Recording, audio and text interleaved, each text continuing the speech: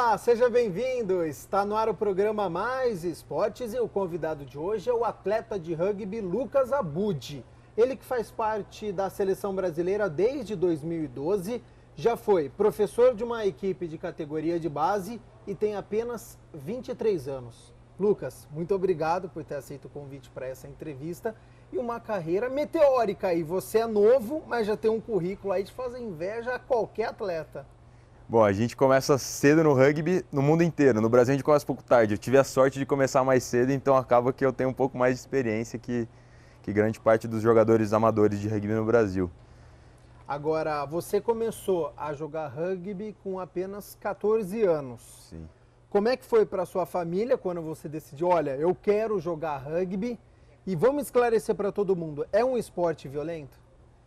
Bom, primeiro, para minha família, chegar para eles e falar assim, quero jogar rugby, ninguém nem sabia o que era. Então a minha mãe nunca foi contra eu fazer nenhum esporte, ela foi a primeira a me apoiar, falou, não sei o que é, mas vamos lá.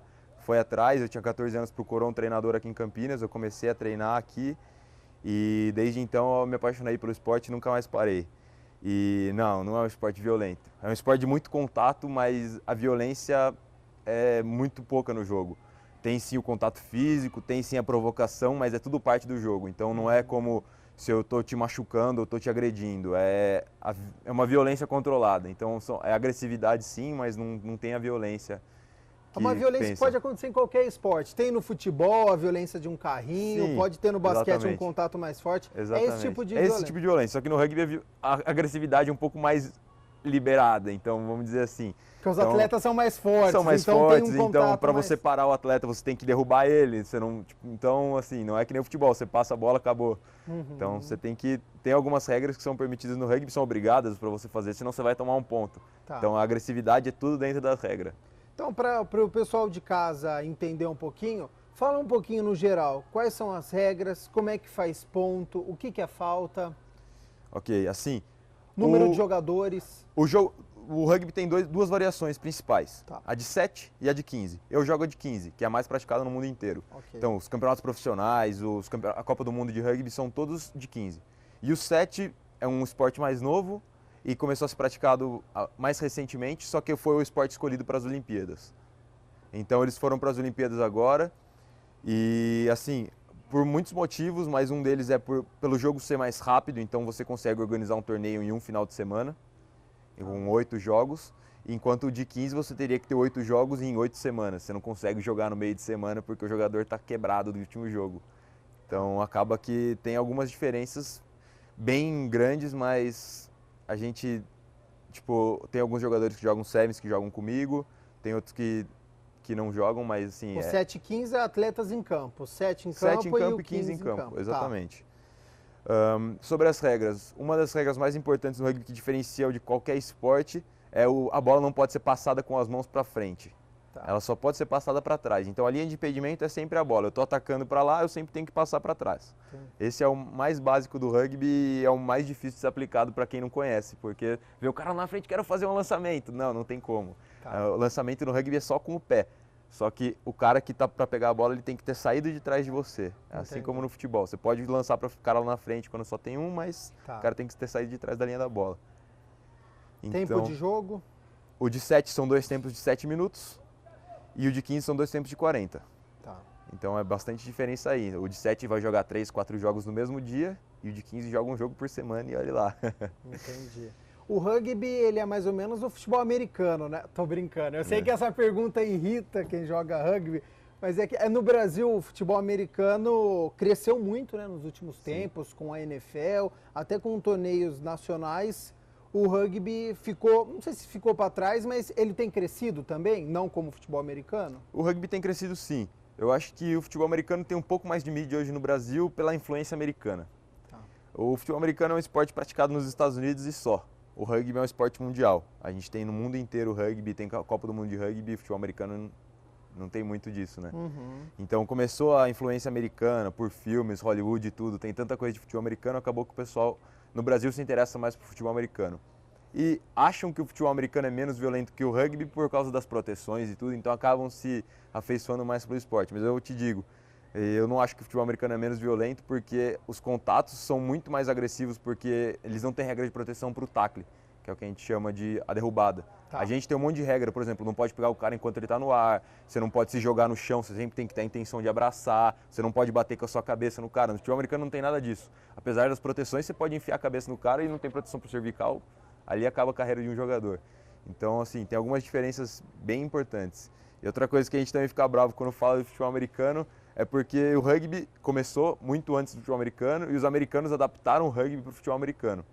Então a gente fala, pô, os caras comparam o esporte, o pai com o filho, seria, tipo, fala, pô, você é igual ao seu pai. Não, não é assim, tá ligado? É o pai, o filho que é igual ao pai. O rugby, ele começou, eu fiz algumas pesquisas, dizem até que em 1528 na Itália já tinha o começo do esporte. O cálcio, né? É um esporte, então, bastante antigo. Bom, assim, a história do rugby aceita é a história que começou na Universidade de Rugby, jogando uma partida de futebol em 1800 e eu não vou lembrar de cabeça. Tá. Mas jogando uma partida de futebol, o cara tomou um gol, ficou bravo, pegou a bola embaixo do braço e saiu correndo. E ele chegou no outro gol e apoiou a bola no chão e aí começou o rugby na Universidade de Rugby na Inglaterra. Mas com certeza o início do rugby ou jogos similares ao rugby começaram bem antes, que sempre foi da tradição humana, o contato físico, derrubada, com tudo, com todas as guerras que já tiveram, então os caras tinham essa coisa mais difícil. Fala um pouco sobre a sua carreira, desde quando você começou até o clube que você atua hoje. Você joga na França, mas depois a gente vai abordar mais o seu período na França. Mas a sua carreira, como é que foi a sua trajetória? Bom, eu comecei aqui em Campinas jogando num clube que hoje joga a terceira divisão do Paulista, chama Jequitibá Rugby Clube. Eu joguei no Jequitibá até os meus 17 anos, então desde os 14 o Jequitibá não tinha categoria de base, então eu já jogava com os adultos aqui. Então jogava em outras posições que são bem mais tranquilas que a que eu jogo hoje, mas ainda assim jogava com os adultos. Te ajudou no amadurecimento Com certeza, com certeza. Meu treinador também sempre foi um cara muito racional, então ele não me colocava quando o jogo era muito duro. Ele falava, o jogo tá mais fácil, dá para colocar ele, entrava nos últimos 10, 15 minutinhos, dava uma soltada, ia acostumando com o jogo, mas foi importante para o meu aprendizado, com certeza. Com 17 anos eu joguei uma temporada no São José, no juvenil, a gente foi campeão paulista, acho que foi vice-campeão brasileiro. E com 18 anos no ano seguinte eu já fui para o SPAC, que é o São Paulo Atlético Clube. No SPAC tive vice-campeonato, terceira colocação e fui campeão um ano com o SPAC brasileiro, no adulto. Isso foi no ano de 2012, que a gente foi campeão. Joguei no SPAC até o ano passado. No meio do ano passado fui para a França. Então saí do SPAC e fui para a França, joguei lá, acabou minha temporada agora lá na França, voltei aqui para o Brasil, tive uma proposta para jogar num clube aqui no Brasil, que é a Politécnica, né? A faculdade de engenharia da USP. Eles têm um clube hoje muito organizado aqui no Brasil, está jogando a primeira divisão tanto no Paulista quanto no Brasileiro. Eles fizeram uma proposta bem legal e eu aceitei, e acabou que esse ano eu mudei de clube inédito no Brasil. Quando eu te liguei para a gente agendar essa entrevista, eu falei assim, vamos gravar em um campo de rugby, né? E aí você deu uma risada e falou assim, campo de rugby em Campinas? Quer dizer que não tem nenhum campo oficial de rugby na cidade? Não, campo oficial de rugby não tem nenhum. O Jequitibá hoje treina em praças públicas, então a gente vai em campos de futebol mesmo, que são da prefeitura e treina. E quando a gente vai jogar, a gente tem que alugar algum campo, improvisar as traves. A gente não joga mais, mas quando o Jequitibá vai jogar, improvisa as traves, só estende o gol para cima, desenha o in-goal no campo, que é onde se apoia a bola para fazer o try, e vai desse jeito. Em São Paulo tem alguns também, mas pode se contar na mão a quantidade de campos de rugby que tem hoje no Brasil. Tem algum estado aqui no Brasil que está à frente, que está mais desenvolvido? Bom, o estado de maior desenvolvimento de rugby no Brasil é São Paulo, sem dúvida. São Paulo, acho que pelo menos chutando assim, 50% dos clubes de rugby do Brasil estão em São Paulo.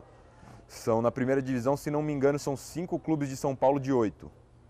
Então é o estado que está mais à frente e tem 2 academias, que nem eu já tinha te falado, de alto rendimento, que são as academias da seleção, que os jogadores treinam todos os dias e são profissionais nessas academias e eles jogam entre si. Tem uma em Floripa, uma em São Paulo e uma em São José dos Campos. Então 2 das academias são no estado de São Paulo. Para o pessoal que está em casa, está se interessando pelo esporte, quer saber mais sobre o rugby, como é que funciona o calendário aqui no Brasil? Bom, o calendário começa em fevereiro para a seleção, já com o campeonato americano, né, que é o America's Rugby Championship, que a gente joga com o Canadá, Estados Unidos, Chile, Uruguai, Brasil e esqueci mais um. Tem mais um que eu esqueci. Aí a gente joga esses jogos e no começo, já em fevereiro, começou o ano já com o jogo. Tá. A gente tem logo em seguida, agora que vai acontecer o Sul-Americano, que esse ano, por acaso, é o classificatório para a Copa do Mundo de 2019 no Japão. Ou seja, é muito importante É muito importante esse ano. Esse ano é muito importante.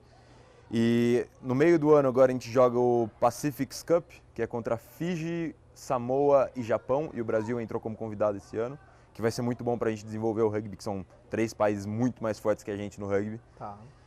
E no final do ano a gente joga alguns amistosos. Então provavelmente a gente vai para a Europa ou algum time da Europa venha para cá jogar amistoso contra nós. E durante todos os campeonatos da seleção a gente tem um campeonato paulista que começa em março e vai até junho e o campeonato brasileiro que vai de junho até outubro. Então é um campeonato um calendário bem recheado, sim. Tá. Bem e cheio. o esporte, o rugby é um esporte caro? O que você precisa para iniciar no esporte? Tem que ter uma grama, é uma chuteira especial, tem que ter uma roupa? Bom, vou dizer assim, para começar você não precisa de nada, você precisa de ter vontade só. Tá. Porque acho que no Brasil 99% dos homens tem uma chuteira pelo menos em casa ali no cantinho. Então a chuteira de rugby não vai ser diferente. Para quem está começando o esporte, você não precisa ter nada muito diferente. E assim, diferentemente do futebol americano, que nem eu te falei, que precisa de proteção e tudo, no rugby você não precisa de nada. Eu uso um protetor bucal no máximo, que você vai gastar ali R$100 para fazer um protetor bucal. Tá. Então, não é um esporte caro, você vai precisar de uma roupa velha para treinar, uma chuteira, um meião, acho que é uma coisa que quase todo mundo vai ter em casa. E muita vontade para treinar mesmo, porque é difícil treinar rugby no Brasil, principalmente no começo. Então, se não é um esporte caro, por que não tem campo? O que falta de investimento no Brasil para difundir mais a modalidade? Acho que mais que investimento é preconceito. O pessoal fala rugby, já pensa que vai estragar os campos, então tem muito lugar que não deixa utilizar o campo para usar o rugby porque pensa que vai estragar o campo. Por ser um esporte de muita força, acaba assim tirando um pouco mais de grama do chão, mas é muito insignificante para eles não liberarem, né? Então, o Pacaembu, por exemplo, a gente jogou jogos no Pacaembu e a grama estava impecável depois do jogo. Então a gente acaba quebrando um pouco esses paradigmas que tem de preconceito com o rugby em relação ao campo e tudo. O rugby no Brasil tem evoluído? Tem evoluído muito. Como deveria? Bom, os projetos da CBRU têm estado em dia, então a gente para entrar no top 30 ainda esse ano do mundo. A gente está em 31 agora, ganhamos do Chile no começo do ano, o Chile hoje é o 30, a gente tem ganhado o Chile de novo para passar eles. Tá. Então a gente vai jogar contra o Chile, a gente joga contra o Uruguai ainda, o Uruguai deve ser hoje o 20, 22 do mundo, que também é um time bem forte. O Paraguai já é passado para nós, mesmo assim ainda enfrentamos, 40, 42 do mundo. Então ganhando esses 3 jogos nas eliminatórias, a gente consegue entrar no top 30 do mundo e progredir para esse sonho de disputar uma Copa do Mundo. O Brasil nunca disputou uma Copa do Mundo? Não. O Uruguai já disputou, inclusive, a última Copa do Mundo que teve. O Brasil ainda não. É um sonho que é difícil de ser conquistado, mas a gente vai chegar lá. É um sonho difícil, mas possível de acontecer. É possível sim, sem dúvida. A gente está treinando mais do que nunca. Como eu falei, a gente tem academia. Pela primeira vez a gente vai disputar uma eliminatória da Copa com a academia funcionando a todo vapor, os jogadores profissionais treinando todos os dias, então é uma coisa que é possível sim. A gente perdeu para o Uruguai já esse ano por menos de 5 pontos de diferença, que é insignificante no rugby, ganhamos do Chile já, então a gente está no caminho. Pode ser que não aconteça esse ano, mas tudo vai dar certo e a gente vai classificar. Lucas, eu preciso fazer um intervalo rapidinho, tem muitos assuntos ainda, eu quero abordar a sua experiência na França, como é que foi, como é que você saiu aqui do São Paulo, do São José, para ir já direto para a França. A gente vai falar ainda de seleção brasileira, tem muitos assuntos. A gente vai fazer um rápido intervalo e a gente volta já já.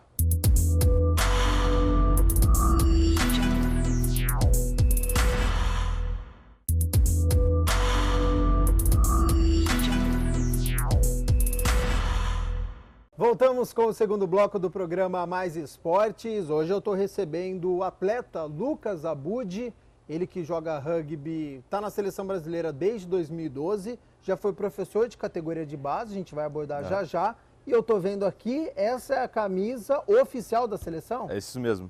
Essa camisa que eu trouxe aqui não é a primeira camisa, a primeira é amarela, mas essa é uma camisa verde, a nossa segunda camisa. Essa foi usada no ano passado, essa especialmente, que a gente jogou contra os Estados Unidos e numa vitória vamos dizer, heróica contra os Estados Unidos, que é um time muito mais forte que a gente conseguiu arrancar uma vitória no último minuto de jogo e para mim hoje é o resultado mais expressivo do rugby brasileiro foi essa vitória. A gente ter ganhado esse jogo dos Estados Unidos colocou nosso sonho aceso de novo de classificar para uma Copa do Mundo. Boa. E Lucas, como é que funciona em um clube? Ele tem estrutura, ele tem apoio psicológico, ele tem nutricionista, isso falando dos clubes brasileiros. Bom, o clube brasileiro eu não posso falar de todos porque eu não conheço todos, mas eu acredito que a maioria não tenha nada disso. Tá. Os clubes não. A seleção tem tudo isso. Eu participo do sistema de alto rendimento da seleção, então tem nutricionista, tem psicóloga, temos preparador físico, temos fisioterapeuta, massoterapeuta, tem tudo. Tá. Tudo que a gente precisa para performance. Agora nos clubes, preparador físico é o básico, treinador e acho que acaba aí. Não tem mais muita coisa. Então os jogadores acabam tendo que sim, se eles querem evoluir, crescer, ter que pagar um pouco do seu próprio bolso por conta própria e para melhorar seu rendimento. Não vai ter todo esse apoio do clube. Talvez um ou outro clube, para não falar que eu estou errado, tenha um fisioterapeuta sim, que acompanha o clube, mas a maioria dos clubes não tem. Tá. Em que ponto da sua carreira que você chegou a ser treinador de categoria de base? Logo que eu tinha acabado de sair da categoria de base, eu tinha 19 anos, entrei na faculdade de Educação Física. O meu treinador aqui de Campinas, ele foi treinador do estado de São Paulo, no Campeonato Brasileiro. E quando ele me fez o convite, você acabou de entrar na faculdade de Educação Física, vamos lá, me ajuda? Então ele acabou treinando na seleção M19 e eu acabei treinando na M17. Então foi uma experiência muito legal para mim. A gente treinou a seleção paulista do interior, né? São 3 seleções paulistas que jogam, já é outro diferencial, é a única que tem 3. Tá. E a gente acabou treinando uma das 3 seleções, foi uma experiência muito, muito legal para mim, porque acaba que um cara que nunca tinha treinado ninguém, só ouvido os outros xingando na orelha, lá faz isso, faz aquilo, acabei tendo a experiência para ver o que o treinador sentia quando ele estava lá e você não faz o que ele quer, né? Ou seja, tudo na sua vida foi precoce, né? Porque com 14 anos você contou, já foi do profissional. Sim. Você começou a jogar profissional, então já vai ensinar a categoria de base. É uma disciplina que você tem, por isso que os professores te dão essa oportunidade? Bom, pode ser. Sempre, desde que eu coloquei na minha cabeça que eu ia fazer parte da seleção, esse foi o meu maior objetivo de vida. Então, eu tinha 16 anos, 17 anos terminei minha escola e falei para minha mãe, olha, eu quero entrar na Seleção Brasileira de Rugby, eu não vou fazer faculdade esse ano. Eu vou só treinar e eu vou entrar na Seleção Brasileira.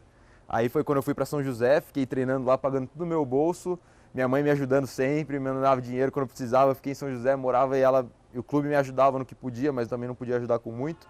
Treinei e no final do ano eu fui convocado para a Seleção Brasileira, já foi um alívio, falei, nossa, graças a Deus fui chamado, deu certo o que eu fiz.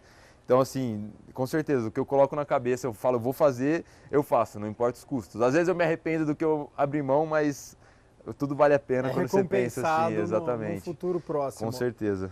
Convite para a França, como é que se deu? Assim, eu tenho muito amigo meu que está na França, ele joga lá faz já 5 anos, ele joga pela seleção inclusive, e a gente estava conversando algumas vezes, ele falou assim, ó, quando tiver oportunidade lá para mim, me chama. Aí ele me ligou uma quinta-feira, falou assim, ó, rolou uma oportunidade aqui para vir para a França, você quer? Eu falei, cara, quero, lógico que eu quero.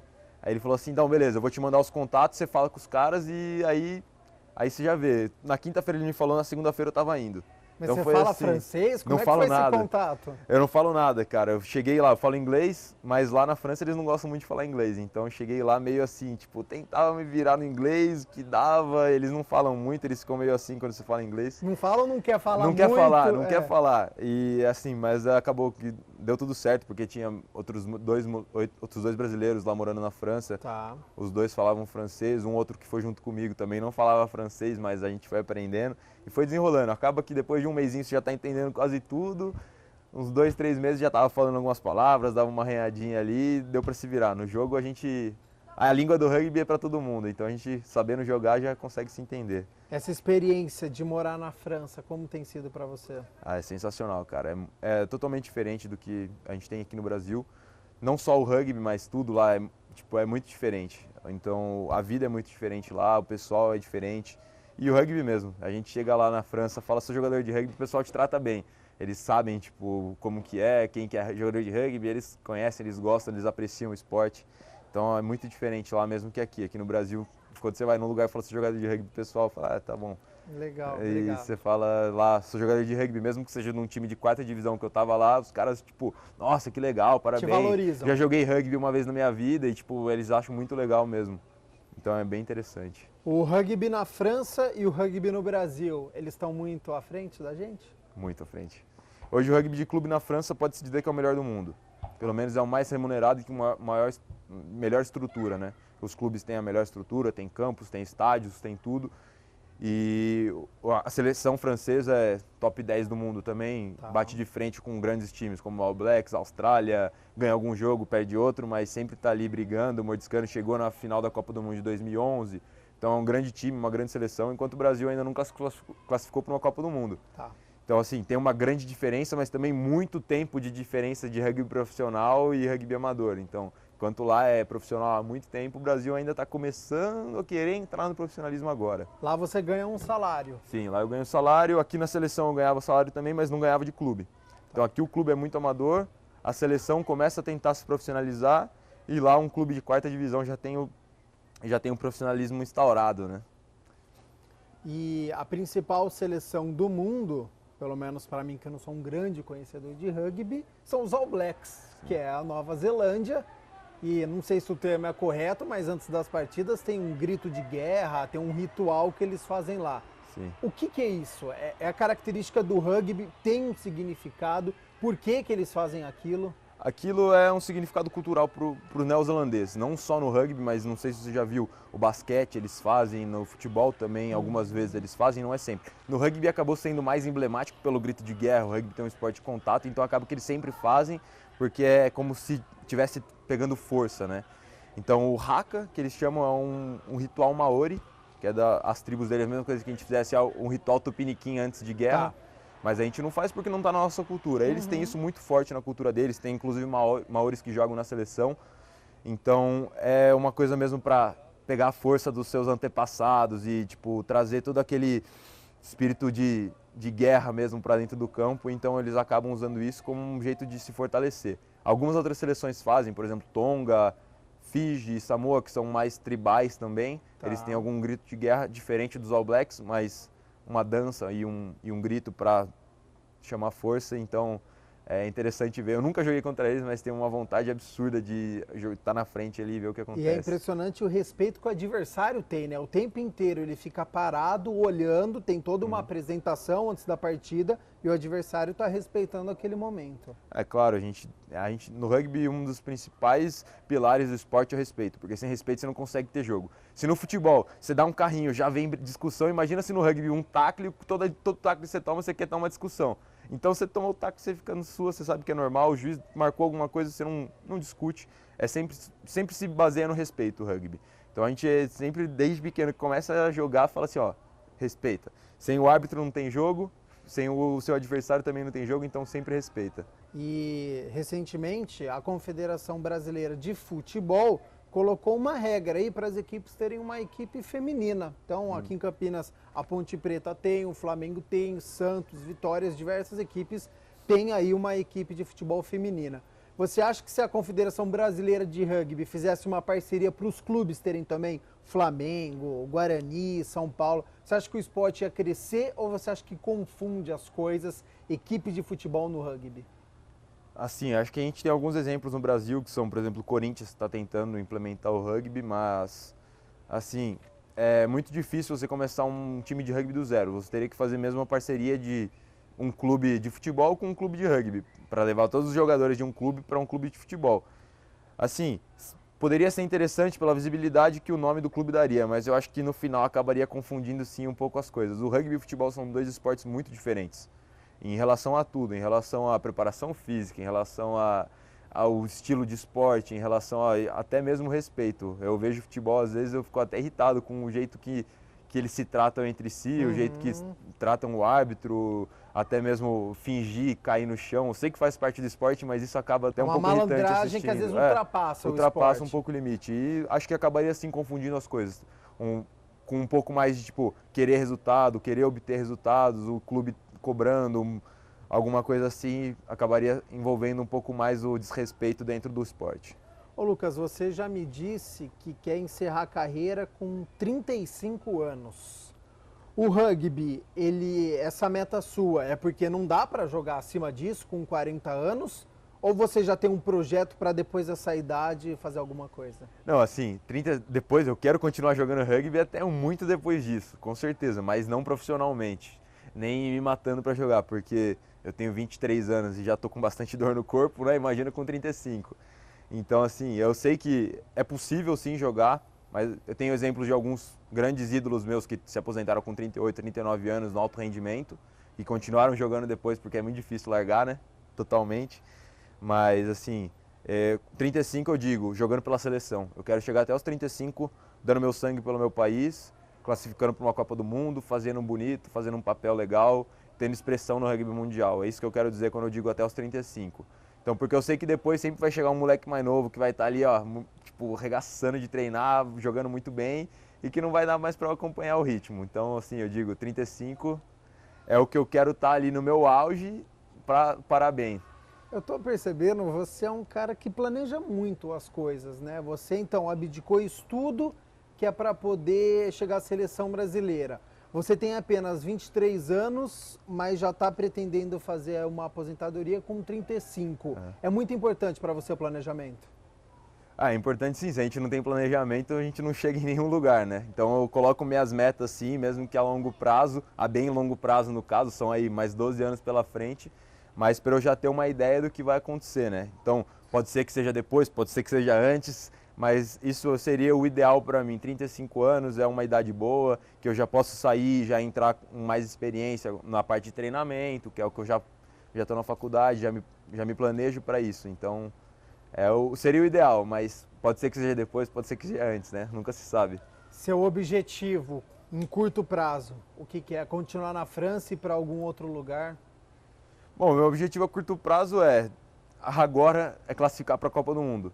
Então, se a gente consegue classificar para a Copa do Mundo, eu abro mão de voltar para a França, para ficar na academia de alto rendimento aqui. A gente vai ficar 100% concentrado até a Copa do Mundo. Então, a gente vai treinar muito, vai jogar muito pela seleção. Então, vai acabar que jogar para um clube fora vai me deixar um pouco fora dessa preparação.